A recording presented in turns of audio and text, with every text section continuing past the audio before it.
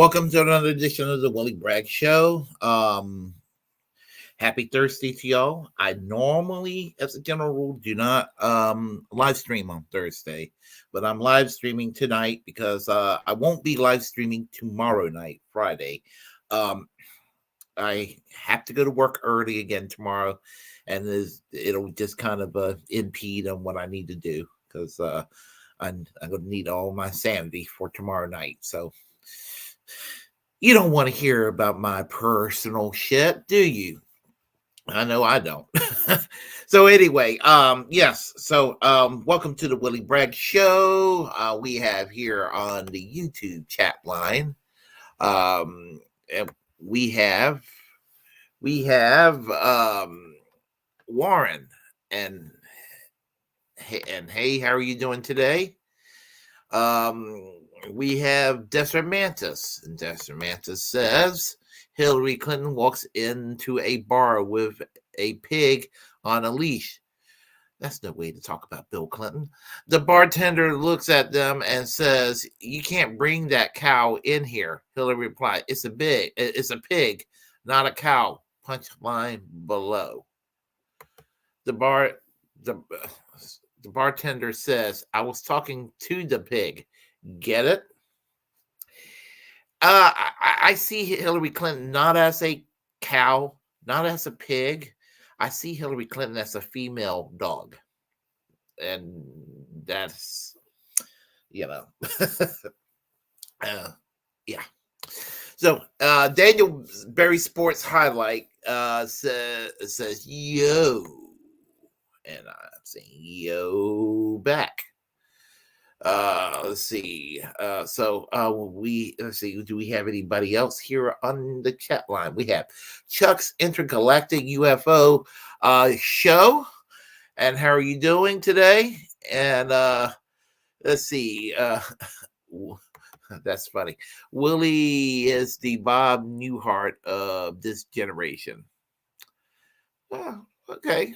I like Bob Newhart. I mean, I do. So that'll work. That'll work very well for me.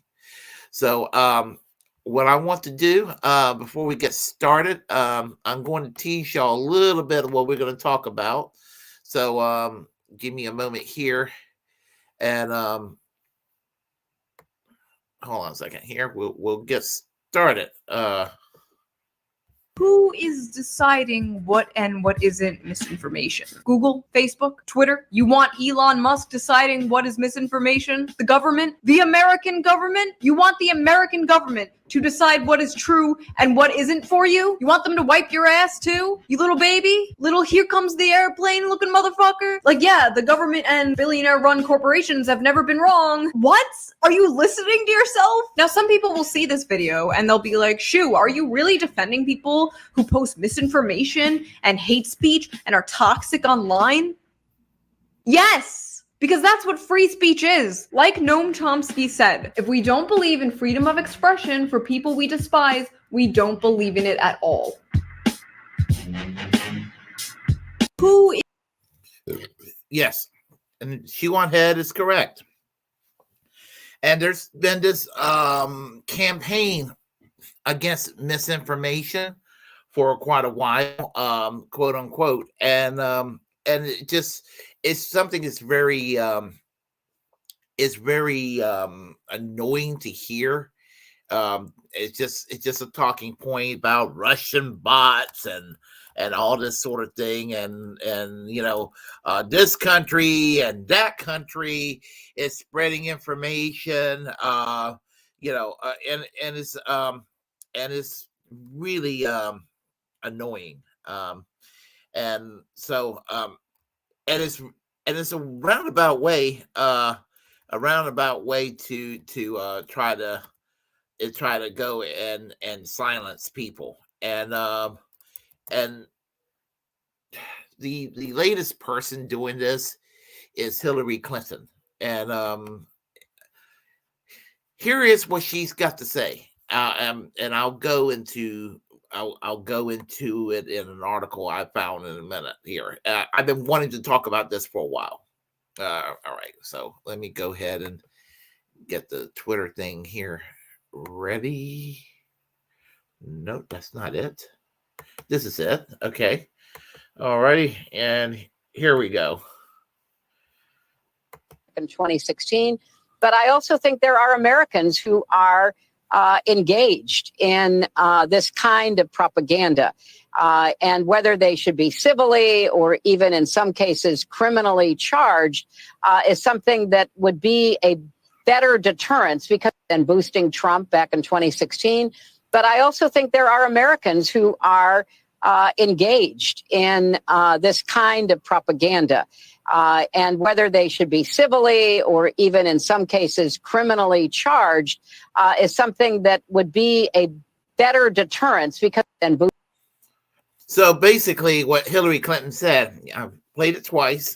Well, I played it twice for two reasons. One, to make the point. Two, it was a very quick loop and it repeated itself. But hey, but it did make the point.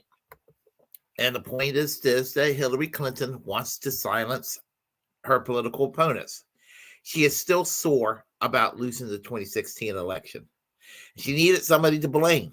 And so she's blaming misinformation. Misinformation, like what the Russian bots online or what have you going on Facebook and Twitter, this sort of thing, basically, they're the reason why Donald Trump is in the White House, and somehow Donald Trump is Vladimir Putin's little bitch. And I get, and the thing about it is, I get slammed with the pro-Russia allegation myself occasionally, and I represent that small little section of the left that tends to, because if you do not represent the establishment and you're critical of the establishment and the way they do things, you will be called Russian by the Democratic establishment, especially if they're very shit lib oriented, and of course neocon Republicans would do the same thing too. They're not that much different in that regard. And so and here's the thing, when it comes to Russia and Ukraine and just the whole thing in general, I want that conflict to end peacefully. And the only way it's going to end peacefully is Ukraine do not belong to NATO. And, and stop this, stop expanding NATO around the world, and surrounding, we're talking about having countries, they're not even in the North Atlantic in any way, shape, or fashion, talking about joining. Yeah, for Christ's sake, Argentina, talking about joining NATO. I mean, this is the kind of craziness we're talking about. So, Russia felt like they're being ganged up upon, and it was promised to them that Russia was not going to, that the Eastern Europe were going to be forbidden from joining NATO. They ended up joining NATO. And so, they felt like they're going to be attacked. And it didn't have to be this way. And you have defense contractors, that sort of thing. I mean, you've heard me say this before. But then I really believe Hillary Clinton is behind this nonsense by promoting this Russia-Ukraine conflict. I mean, she loves this shit because she's thinking this is revenge politics. This is revenge politics for 2016. She had no business being the Democratic nominee anyway, because she's stolen the nomination from Bernie Sanders, who she called pro-Russia, by the way. She called Bernie Sanders pro-Russia. She called Jill Stein pro-Russia. And if Donald Trump wins in a few weeks, you're going to hear that allegation again about how Jill Stein is pro-Russian. The biggest misinformation there is out there is being promoted by Hillary Clinton, and she wants to go and arrest people for spreading misinformation. arrest yourself, Karen. Seriously. So, I mean, anyway, here's an article.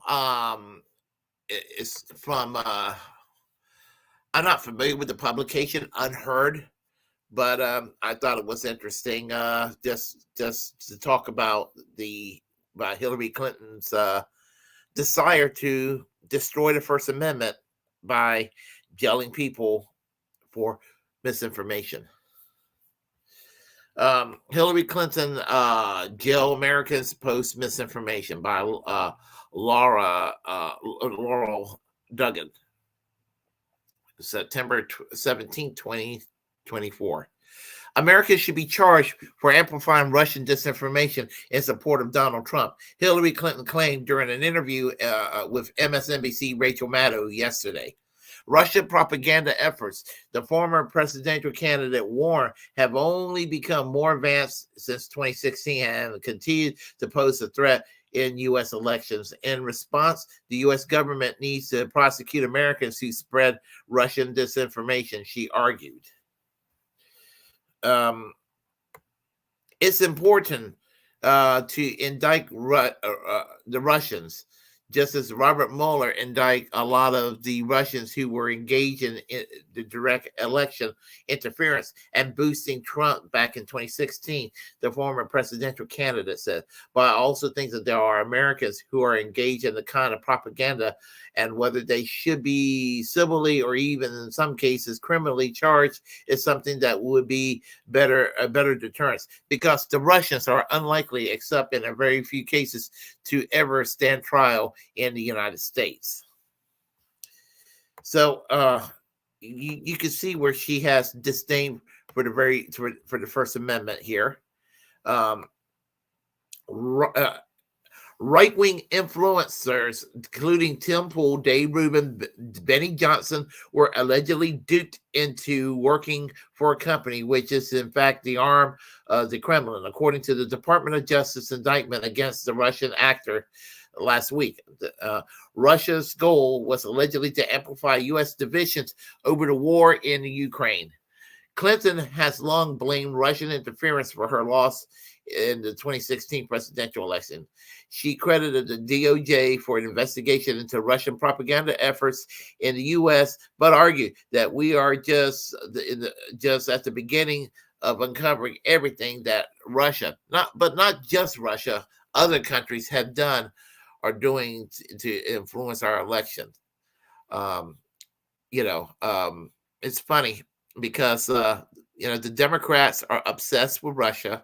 Republicans are obsessed with China, and really the biggest election influencer outside the United States is a small little country in the Middle East with a shitty prime minister who's trying to remove a whole population out of Gaza. Use your imagination. She added, I think that we need to uncover all the connections and make it very clear that they could vote however you want, but we're going to let our adversaries, whether it's Russia, China, Iran, or anyone else, basically try to influence Americans as to how we should vote in picking our leaders. Hillary Clinton wanted to go in and make sure that she was the leader to be picked and not Bernie Sanders. So I smell a lot of bullshit called hypocrisy here. Excuse me. Clinton also complained about the media's handling of Donald Trump's arguing that the truly objective coverage would emphasize Project 2025 and Trump's desire to be a dictator. Outlets careen from one outrage to the next. What was outrageous 3 days ago is no longer in the front pages, even though it threatens the physical safety of so many people, she said. I don't understand why it's so difficult for the press to have consistent narrative about how dangerous Trump is. Okay. What I got to say about that. One, Project 2025. I don't like it.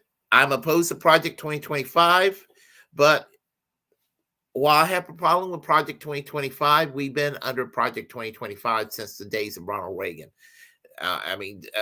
This is nothing new under the sun. Heritage Foundation wants to do shitty things. Ooh, headlines, and they're going to find sophisticated ways to do this. They've been doing this for decades. This is nothing new under the sun. And only in a tiny, mild defense of Trump on Project 2025 is that he has his own version of it that's a little bit more moderate than what the Heritage Foundation is proposing. And so, and it's still Project 47. I still don't want that, but it's a little more moderate than what Project 2025 is. As far as dictatorial impulses referring to Trump, okay, stop clock gets the right time twice a day, Hillary, but look into the fucking mirror. Look into the fucking mirror. Because Hillary Clinton has authoritarian impulses herself. And, I didn't vote for Hillary Clinton and I didn't vote for Trump because there was a lot of authoritarianism that they both were advocating. I didn't vote for Joe Biden and I didn't vote for Donald Trump. Again, a lot of authoritarianism on all sides. And I'm not going to vote for Kamala Harris, and I'm not voting for Donald Trump again. Again, there's a whole lot of authoritarianism that's involved here, and I don't go along with that. So, anyway, that's basically when it comes to Hillary Clinton. I mean, I put nothing past her in that regard. Anyway, next video I'm going to play. This is on Facebook. I can't find it on YouTube, but I found it on Facebook, and it relates to. It's a little bit dated, like the year 2022, but even though it is from the year 2022, it's still relevant. And you saw part of it in the very beginning. She went ahead talking about misinformation and all of this sort of thing. So we'll get started here. Give me a moment, and we'll find that. I'll find that video. Here we go. Spectrum when I criticize corporations or talk about free speech online is they're a private company, they can do whatever they want. But what happens when the government is using said private company in order to suppress what people can say? One defense I hear from all across the political spectrum when I criticize corporations or talk about free speech online is they're a private company, they can do whatever they want. But what happens when the government is using said private company in order to suppress what people can say? It's a private company, they can do whatever they want, was never a defense. It was a threat.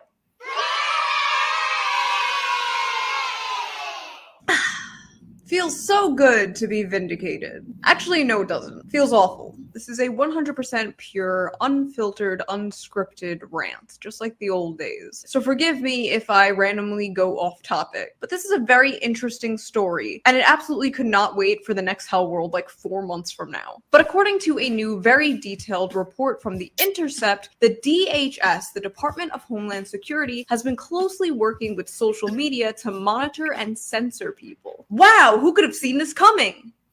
Fucking everyone. Let's read some of this expose together, shall we? Get comfy. I made you some tea.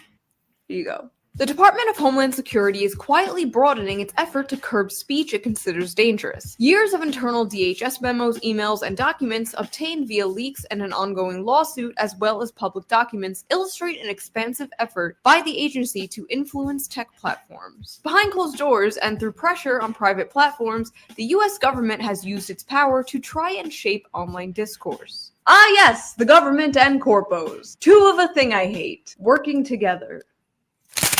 The department plans to target inaccurate information on a wide range of topics, including the origins of the COVID-19 pandemic and the efficiency of the COVID-19 vaccines, racial justice, U.S. withdrawal from Afghanistan, and the nature of U.S. support to Ukraine. In a March meeting, an FBI official warned that the threat of subversive information on social media could undermine support for the U.S. government. Oh, trust me, you don't need social media to do that. You guys are doing a fine job at that on your own. How disinformation is defined by the government has not been clearly articulated, and the inherently subjective nature of what constitutes disinformation provides a broad opening for DHS officials to make politically motivated determinations about what constitutes as dangerous speech. Now, you're probably asking, why is this happening? Well, the government can't outright censor us, right? That would be a violation of the First Amendment. But you know who can? Private corporations. So all it really takes is someone from the government to slide into some tech CEO's DMs and say, hey, we got a little problem. You want to take care of it for us? So included in this expose were leaked text messages from a former DHS official who is now a Microsoft executive talking to another DHS official saying, quote, "These platforms have got to get comfortable with government." Yikes. JP Morgan Chase stressed that we need a media infrastructure that is held accountable. The banks? The banks? Everybody stop posting your opinions. The banks are mad. There is also a formalized process for government officials to directly flag content on Facebook or Instagram and request that it be throttled or suppressed through a special Facebook portal that requires a government or law enforcement email to use. Okay. Let me get this straight. The feds are monitoring Facebook and Instagram? What the hell could possibly be going on Instagram? The feds are reading your simp replies. The feds have seen you call me mommy. The challenge is particularly acute in marginalized communities, which are often the targets of false or misleading information. Oh, you hear that, Black and brown people? You're particularly being monitored by the FBI. But don't worry, it's for your own good. You're just too stupid to come up with your own conclusions. You need the government to do it for you. You need the government and corporations to step in and control what and what you cannot say. Silly minority. The counter-disinformation effort began in 2018, following a high-profile hacking incident of U.S. firms, when Congress passed and President Donald Trump signed the Cybersecurity and Infrastructure Security Agency Act. They argued that the agency needed to take steps to halt the spread of false and misleading information, with a focus on information that undermines key democratic institutions, such as the courts, or by other sectors such as the financial system or public health measures. In 2019, DHS created a separate entity called the Foreign Influence and Interference Branch to generate more detailed intelligence about disinformation. In 2020, the disinformation focus expanded to include COVID-19, according to a Homeland Threat Assessment issued by Acting Secretary Chad Wolf. Chad Wolf!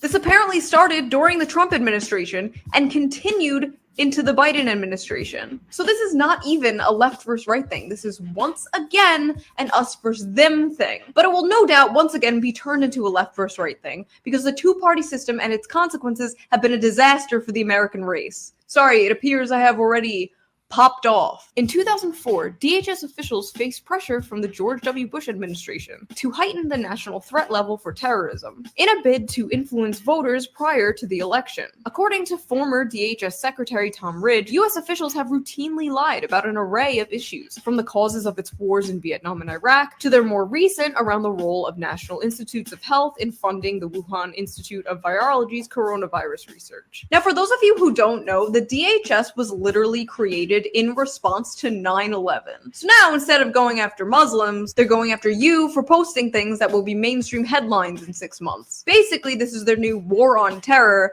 and baby, you're the terrorists. Remember a few months ago when they announced the Misinformation Governance Board, and they made some ex-theater kid liberal wine mom in charge of it, and she was cyberbullied so bad that they actually had to put the entire project on hold? Yeah, turns out we celebrated way too early, because apparently they didn't put it on hold. Jen Esterly, Biden's appointed director of CISA, swiftly made it clear that she would continue to shift resources in the agency to combat the spread of dangerous forms of information on social media. One could argue we're in the business of critical infrastructure, and the most critical infrastructure is our cognitive infrastructure. So building that resilience to misinformation and disinformation, I think, is incredibly important. Forget our crumbling infrastructure all across the country, collapsing bridges and highways and potholes everywhere. No, we need to focus on cognitive infrastructure. Your brain is infrastructure to these freaks. Do you hear that? I hate cars. Why are you driving a car? Where are you going at this hour? Are you coming home from work? Why aren't you at home yelling at your webcam?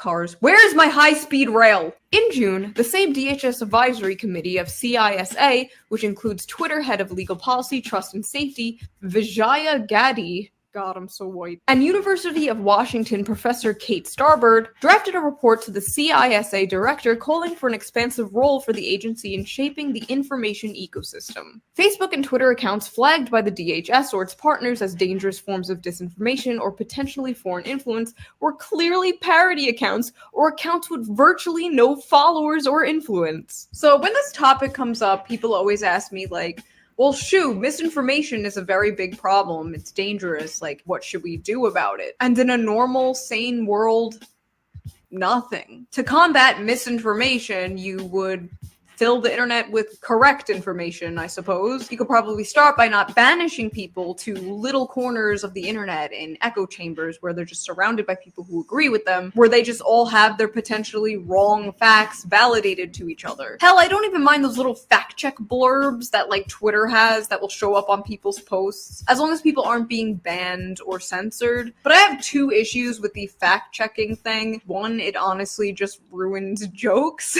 Like a few months ago, I made a joke about the Choco Taco being discontinued by the woke mob, and I shit you not, my meme was removed by Twitter. Then I got fact-checked online by multiple fact-checking websites. We used to be able to goof around on the internet. It was a beautiful place. Now you get Reuters and AFP fact-check on your ass for doing a little trolling. But my biggest issue with it is the one I've been saying for years in multiple videos. Who is deciding what and what isn't misinformation? Google, Facebook, Twitter? You want Elon Musk deciding what is misinformation? The government? The American government? You want the American government to decide what is true and what isn't for you? You want them to wipe your ass too? You little baby? Little here comes the airplane looking motherfucker? Like, yeah, the government and billionaire-run corporations have never been wrong. What? Are you listening to yourself? Under President Joe Biden, the shifting focus on disinformation has continued. In January 2021, CISA replaced the Countering Foreign Influence Task Force with the Misinformation, Disinformation, and Malinformation Team, which was created to promote more flexibility to focus on general MDM. By now, the scope of the effort had expanded beyond disinformation produced by foreign governments to include domestic versions. The MDM team, according to one CISA official, counters all types of disinformation. Now, some people will see this video and they'll be like, shoo, are you really defending people who post misinformation and hate speech and are toxic online? Yes! Because that's what free speech is. Like Noam Chomsky said, if we don't believe in freedom of expression for people we despise, we don't believe in it at all. You know what's funny? Years ago, during like my peak anti-SJW phase, it wasn't really a phase, like I still am. Like, I hate when people say that. I still think SJWs are very annoying. They're very annoying people, but they're not like the most important issue. But anyway, going on a tangent. In my peak like anti-SJW days, I didn't really fully believe in free speech. And as I grew older and moved more left-wing, I also became more pro-free speech. And something I used to say a lot in order to get other liberals and leftists on my side was, what if it happens to you one day? What if they come for you and your opinions one day? And honestly, now, I don't think they have anything to worry about. These people are so cucked now. They don't question anything. I'm black-pilled. I refuse to believe that the people who are defending, like, the DHS is the same movement as Occupy Wall Street. I'm sorry, these aren't the same. These aren't the same people. I don't know what happened. They're not the same. But I am so happy that two leftists, Ken Klippenstein and Lee Fang, broke this story. I am so happy that this story was broked on a left-wing website. Thank you, Intercept. God bless you, because I don't feel like I'm going insane. For once, this shit can't easily just be brushed off as far-right conspiracy or QAnon shit. Because I don't know. I just think we should probably care that the DHS is using private corporations to censor people. You know, this DHS. But again, they don't really worry about it coming to them. They can't see past this week. It's convenient that it's censoring their enemies. It's convenient it's censoring, you know, anti-vaxxers or whatever the fuck. So yeah, a lot of people are ignoring this, brushing it off. They don't think it's a big deal, or they're even for it. And you know what?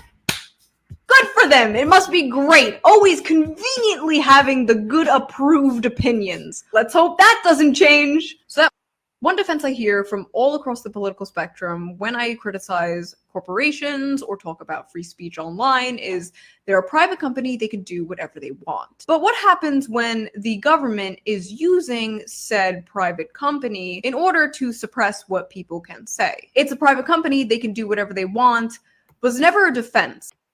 Okay. Yeah, I think that kind of went back over again. What was being said over? Henceforth the loop. I think that was the first time the loop kind of repeated itself. Chuck's intergalactic UFO show.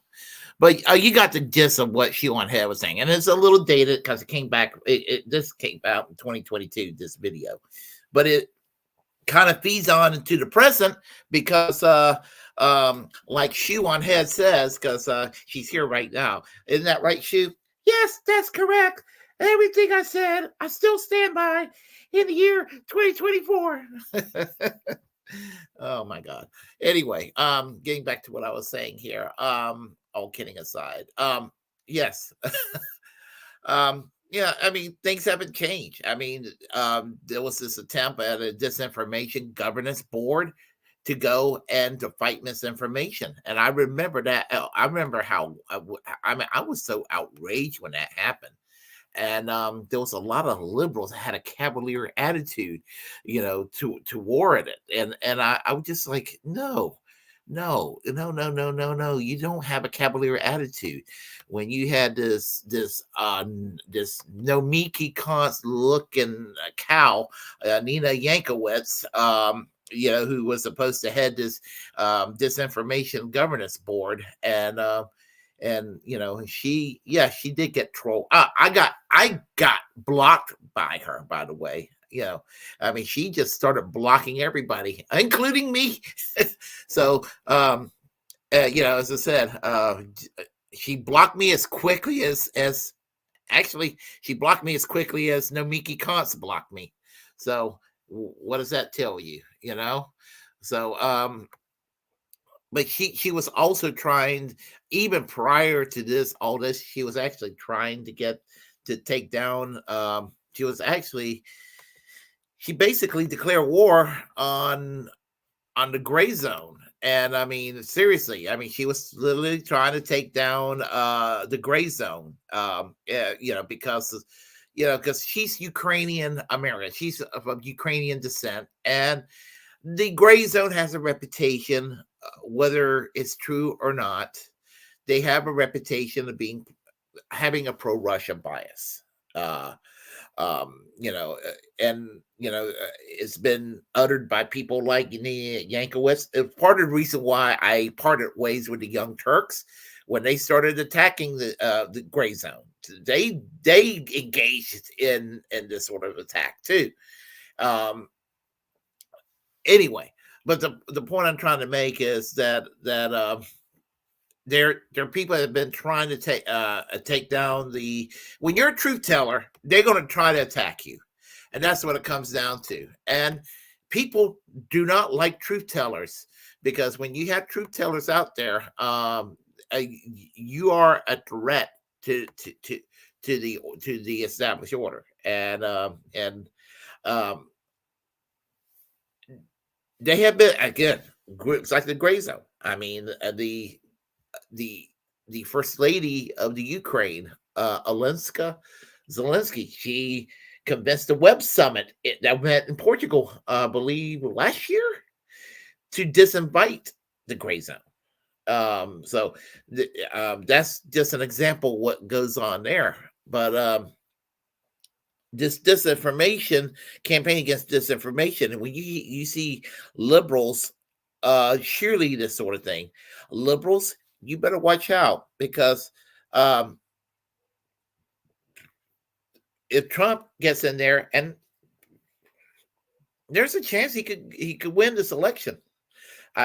Michigan's going to be the deciding factor, and it's going to be a deciding factor with the large Arab population that resides in Michigan. They're not particularly keen on the Democrats right now because of the administration handling of Israel. We're talking about Muslim and Christian Arabs alike that lives in Michigan.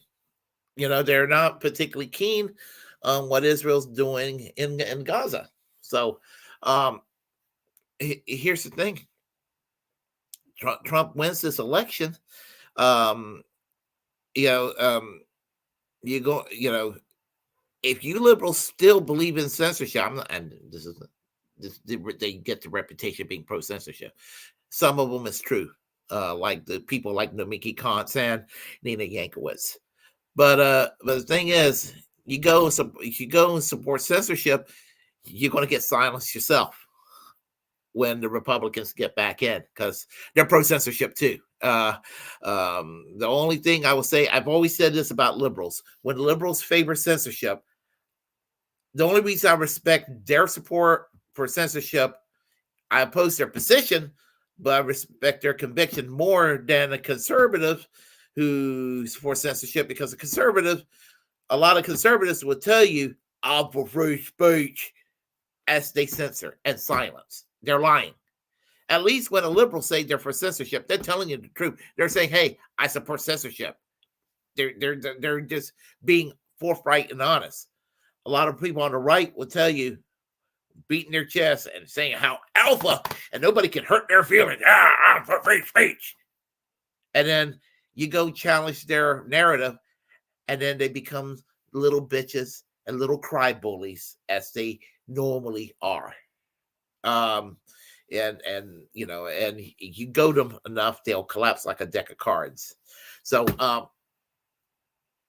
misinformation is a subjective term. It really is a subjective term, because I'll give you an example. Let's say we had social media in around the time of 9/11.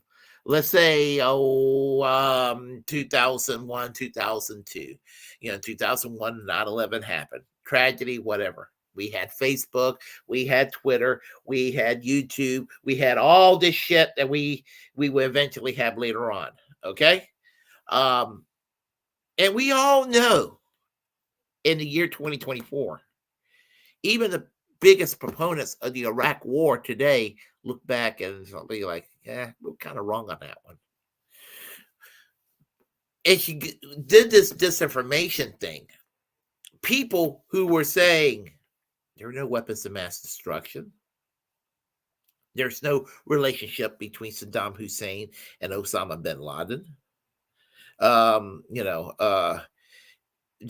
There's no spreading of the West Nile virus from Saddam Hussein. This is all just bullshit, made up, make-believe stuff. You would have been shut down back then. You would have been shut down and consider, spreading misinformation. You would have been considered a conspiracy nut. They would have looked at you the way most people look at Alex Jones. I mean, at least Alex Jones was one of the few conservatives that was against the Iraq War at that time. But the point I'm trying to make is that if you go and declare war on misinformation, who is to decide what misinformation is?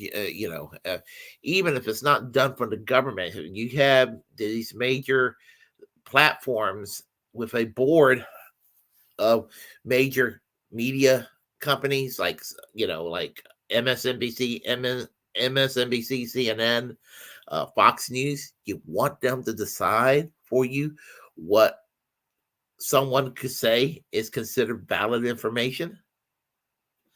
I have a problem with that. I have a problem with that. Whether the misinformation is, whether the information is in the guise of somebody on the left or somebody on the right. Information is information, and it's not up to a government to decide what is misinformation. It goes against that very First Amendment about freedom of the press. And and when you're delivering the news, I don't care what people say. Everybody has a perspective. They do have a perspective, and there's nobody out there on God's green earth. They're like a total robot and totally unbiased and report the news as it is. They see the world and they come to their conclusions and they report on it. They're not doing it. They're not doing it to spread a certain ideological view just for the sake of spreading a certain ideological point of view, and that's it. They're doing it because of what they observe. They report on it, and yeah, they're going to give you their perspective. You can call it bias, and some people want to call it misinformation. But I like to believe that we're all intelligent enough to know, that shit that's being spread in the water is not turning frogs gay. And if those frogs are turning gay, I wish them all the happiness in the world. But the point is, it's just crazy how people just kind of interpret things, or I don't know, whatever other tinfoil hat thing. I mean, when you go around and you ban QAnon and you ban, stuff like that online, what you do is you give credibility. You give them credibility. And you make their information more provocative, sexy, more alluring. And what happens? You give them credibility. You give them, legitimacy.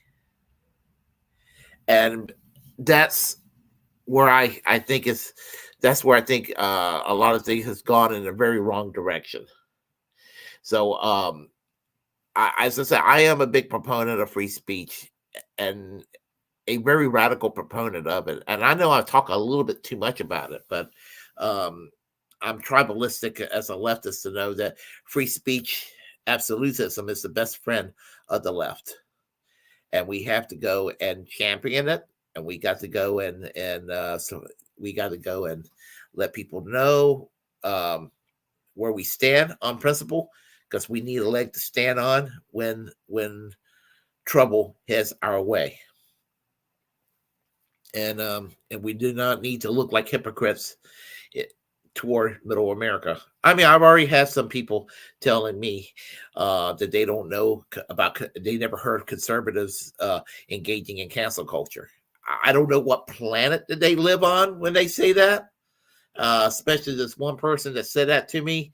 The one person that he made fun of in college, a lot of us made fun of in college, and Snipe Hunter here online knows who we're talking about, because we used to make fun of this individual too. This troll on at the dormitory, and he was like the textbook definition of a right-wing troll. A right-wing asshole, and people made fun of him. He turned a lot of people progressive, strangely enough, because he was so outrageous. But dude was a big proponent of censorship and and canceling people, and good Lord, the misinformation. At least the misinformation, he said you could take him seriously because he's not stupid, but he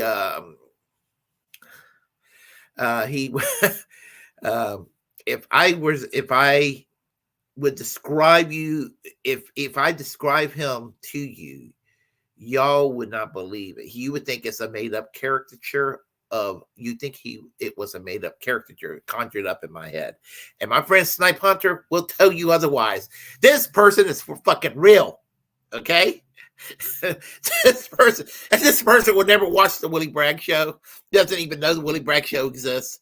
He blocked me years ago on Facebook when I was trying to be nice, because I was kind of a dick to this individual when I was in college. I was an asshole. But he, you know, he really did talk like this. He had this voice. He talked like this. He had the little pencil thin mustache. He wore he wore sweatpants and a t-shirt that was too tight, and his stomach was poking out. He looked like the Pillsbury Doughboy with a little pencil thin mustache. And he had a hat that says Detroit Tiger, so they call him Dr. Detroit. Oh gosh, I wish I could have some kind of a picture to show y'all, or some kind of a recording to illustrate how ridiculous he sounded when he talked. I mean, one day he was criticizing gay rights, and I'm going to use the F word, and do not think I'm being homophobic, but I'm referencing what he says. And he was like, gay people act like faggots. I mean, he would say shit like that, and I was just, it was ridiculous. He was so over the top. Yeah, you would think he was a social retard, but he wasn't. He was just socially awkward, socially inept, and he was just nuts. Anyway, I don't know why I'm just having memories of this individual. So, but anyway, let's go on the chat lines, shall we?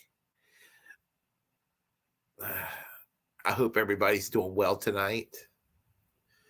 It's nice that I have a computer that's operating normally too. All right, let's see. Let's see here. We have Chuck Intergalactic UFO says misinformation is sexist too. They never mention Mr. Information. I like that. Thank you. I like that. I'm not going to steal it. I'm going to reference it. I'm going to give you credit, Chuck, for saying that. Okay. Whenever I can think of making the joke, this kind of propaganda. She's fine with her own propaganda. You're referring to Nina Yankowicz or Nomiki Konst. They're really one and the same, aren't they? I can't get over. I was like, no wonder I couldn't stand Nina Yankowicz. She reminds me of Nomiki Konst. God, she's so annoying. Let's see. She's tired of shit. She's tired of people shitting on her. Check notes. The truth. Yep. Yeah. Oh, you're referring to Nina Yankowicz. Absolutely. NATO's role in protecting capital. Regarding, yeah, that's what it comes down to with NATO and the proxy wars and all of that. And I've been a victim of NAFOs online. And Fiorella Isabel once said she see those motherfuckers online, she goes and block them on site. And I'm like, that's a good idea. So I urge people, you run across these NAFOs online and Twitter, they start to swamp at you. You just block them. Just block every one of those things, and you don't have to go and argue with them or anything. You just, that's what you got to do. You got to go and take care of them. Jezreel, yep, that's the country I'm referring to. Warren, that's who I was referring to. Hi, everyone. Yeah, Snipe Hunter. Yeah, Russia. Absolutely. And here's the thing: Vladimir Putin.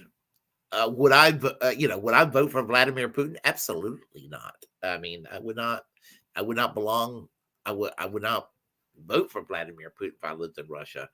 But here's the thing: is Russia a dictatorship? Russia is not a dictatorship. It's a very socially conservative, traditionalist society, which I disagree with. I disagree with a lot of that, but it's not a dictatorship. To illustrate that, you compare the two-party duopoly in the United States, compare that to what, 6, 7 parties in the Duma? They got more choices, and they got a parliamentary system in Russia that we don't have here. They got more choices when you go and vote. And they have universal health care. They didn't get rid, when the Soviet Union collapsed, they didn't get rid of their universal health care system. They kept that. And I've talked to people from Russia that lives here, ask them about their universal health care system. This is long before, and nothing to do with Putin, talking about decades ago, 15, 20 years ago. And they were like, yeah, they like their health care in Russia being free, So, anyway, and Matt John says, blessings. And Russia doesn't have a death penalty. And the United States still practice capital punishment, there are things about, there are things, my friend Nikki, our friend Nikki that lives there, she said that Russia now has 4 weeks guaranteed paid vacations for all workers. We don't have that here. So what does that tell you? It tells me a lot. So anyway, I am going to sign off very soon here, but before I do, I'll go ahead and make a quick announcement. And the quick announcement is this. We're going to do Braggland tonight, but could not do it. We're just going to delay it till Tuesday. And it will be at the new time. 7 p.m. Eastern Standard Time, 4 p.m. Pacific Standard Time. So that's going to be the new time. So the topics that we were going to discuss this week will be new topics, and you'll never know what we were going to discuss. So anyway, that's what happened there. I won't be doing a show tomorrow. This is tomorrow's show, the Willy Bragg show, because I am going to go to work early because I got a rough night ahead of me tomorrow. I have a feeling that I'm going to be very pissed off before the night's up. So I needed to be in my very best situation. So I may, if I have time, try to stream them on the weekend. And of course, I will be back on Monday at 8 p.m. For damn sure. I'll be back at 8 p.m. So anyway, yes, thank you, Warren. Want to let y'all know that the secret show is back. And I believe it's tomorrow night at midnight. Is that correct, Warren? Is it tomorrow night at midnight, the secret show? And it looks like you're co-hosting with Lucy, Blue Moon Red Wine. So that should be fun. So check out Warren's show, the secret show. Also, what was I going to say? And check out his morning show, Morning Extra, 10 o'clock Eastern Standard Time. Saturday night, 11 p.m. of Central Time, which I guess that means 12 a.m. Eastern Standard Time. So I'll be at work listening to the show, but I'm looking forward to it. So anyway, so y'all check out tomorrow night at midnight the secret show, and it'll be Warren and Lucy, Blue Moon Red Wine. And let's see, anything else that's going on right now. I've been Chanda Masta. Let me talk about her for a moment. I got the link down there, the from Trailer Park Pundit. I should mentioned this. I put it down in the description box. She's got lung cancer, and she's being treated for it. Healthcare is expensive, so if you can, just go to the link in below, and just go ahead and see what you can do about chip in a few dollars with the GoFundMe and help her with her bills and all that, because our healthcare system is fucking evil in the United States. And I'm not a tanky, but if I'm a tanky in anything, I'm a tanky against the medical industrial complex. I mean, those motherfuckers should go to jail. The insurance companies and the pharmaceuticals, they really should go to jail for what they have done to bankrupting and people's lives ending prematurely because what's not in their wallet. It's fucking evil. We got an evil healthcare system. I don't mind telling y'all that. We have an evil medical system. So anyway, if you like what you heard, please press like and comment. Comment any ways you disagree with what I have to say. Feel free to share the content on this channel. As the First Amendment absolutist, it's my duty to inform you to create your own platform and utilize it, because we are, in fact, the muckrakers of our time. Also, to reject corporate media. I mean, if you're going to watch corporate media, watch it with a critical eye. That's what I will say. I do, but I always watch corporate media with a critical eye if I have to watch it. Subscribe to the Willy Bragg Show on all my platforms. I'm now streaming on Facebook. I found out. I was wondering how people could do that. So apparently you can stream on Facebook. So it's part of one more platform. And if you're friends with me on Facebook and you're subscribed to the Willy Bragg Show, please stay subscribed to me on YouTube. I'm trying to build up to 1,000 on YouTube. And slowly getting there. Trying to anyway. So tell your friends about the Willy Bragg Show, and if they want to hear a goofy, a socialist Southerner share his perspective of the world, tell them about the Willy Bragg Show. Also, I guess I'll end with this final note here, and I will say this: free and pardon Ed Snowden. We can celebrate the freedom of Julian Assange, but he needs a full pardon. Free Palestine. Free healthcare for all. And freedom of speech for all of us. I'm Willy Bragg. Thank you. Y'all are great. Gotta go. Have a good night. See y'all next time. Bye-bye.